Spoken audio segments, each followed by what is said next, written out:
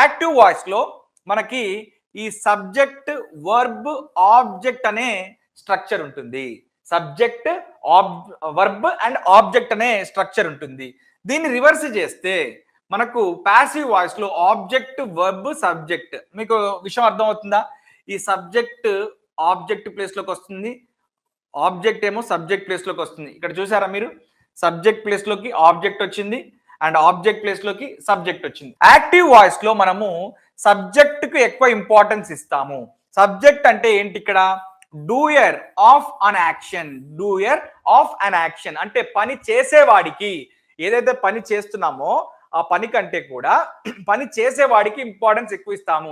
I teach English. ఇక్కడ ఎవరు పని చేస్తున్నారు? నేను. కాబట్టి ఐ టీచ్ ఇంగ్లీష్.